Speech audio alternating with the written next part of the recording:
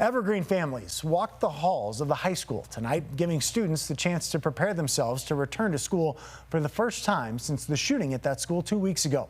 The half days are Thursday and Friday, and we'll be focused on recovering and healing. Then classroom learning will continue next week.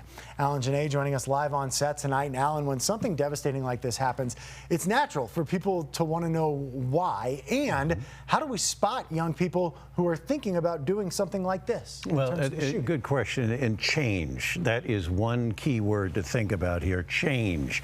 Notice changes, say experts.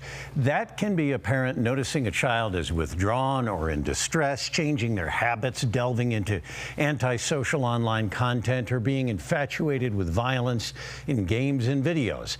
It can be other students noticing change too, or hearing about threats as well.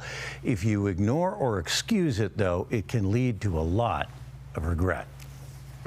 They are the school shootings and other mass shootings that have become an American nightmare. Most recently in Evergreen, where the refrain of "not again" is heard. Again. It's the same story or similar?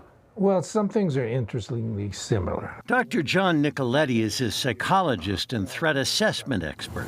The stories of the shooters often begin with their belief that they were somehow wrong. They all tend to start with what we call a perceived injustice. I've been bullied or this or that, and then that injustice begins to take legs. The 16-year-old Evergreen shooter, like others, went online, finding radical material and gore-filled websites. And they're staying on the internet and they're isolating and hanging out with different people. That should be a signal for the parents. Ultimately, the real target is the individual. Looking for a sense of identity, says A.J. DeAndrea, a former Arvada deputy police chief who's been an officer and SWAT team member at 3 major shootings by young gunmen. And so they gravitate towards things that maybe just on the fringe they kind of agree with, but then when they start to hear it over and over again, you live in an echo chamber, then that builds. Parents have to take problems seriously. During that phase when they're radicalizing, that's when parents just kind of ignore it, or you'll hear them say, well, let's just keep an eye on them.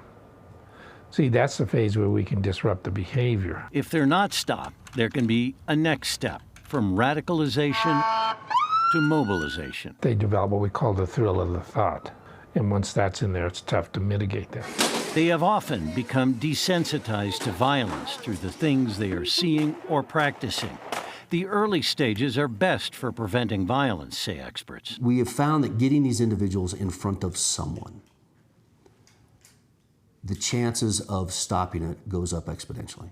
DeAndrea, who now runs a company training people in safety surrounding the shootings, notes there have been prevention successes we don't hear about. Safe to tell is a big key, he says, for kids to understand that they too are part of the answer in an epidemic of continued violence. You don't ever want to be that individual that an active shooting happens and you find out who it is and you go, I knew that was going to happen. I knew it, right? You got to live with that. Check with your kids. Make sure they understand what Safe to Tell is. Now, Safe to Tell puts threats right in front of the right people, says DeAndrea.